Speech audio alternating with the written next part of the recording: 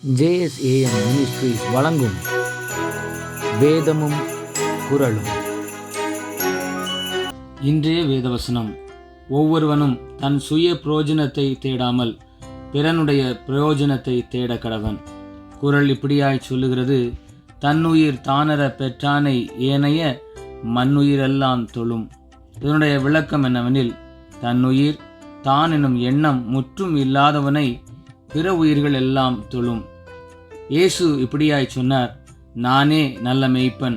நல்ல மேய்ப்பன் ஆடுகளுக்காக தன் ஜீவனை கொடுக்கிறான்.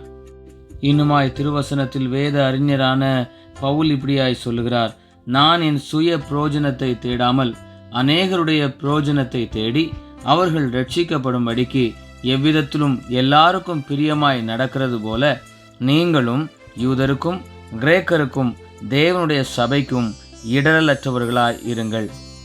சிந்தனைக்கு: இப்படி இருக்க தன்னை நிற்கிறவன் என்று எண்ணுகிறவன் விழாதபடிக்கு எச்சரிக்கையாய் இருக்க கடவன். ஜெபிப்போம். இரக்கமுள்ள பிதாவே, இந்த நாளுக்காக உமக்கு ஸ்தோத்திரம். நாங்கள் சுயமாய் வாழாமல் எல்லா உயிர்களையும் நேசித்து உம்மை போல சித்தத்தை நிறைவேற்ற எங்களுக்கு உதவி செய்யும். அது மட்டுமல்லாமல் நீர் எங்களுக்கு கற்றுக் கொடுத்த உன்னை போல பிறனையும் நேசி என்கிற கற்பனையை எப்பொழுதும் கைக்கொண்டு நன்மை செய்ய எங்களுக்கு கிருபை தாரும். இயேசுவின் நாமத்தில் பிதாவே, ஆமேன். இந்த நாள் இனிய நாளாக அமைய வாழ்த்துக்கள். கர்த்தர் உங்களை ஆசீர்வதிப்பாராக. ஆமேன்.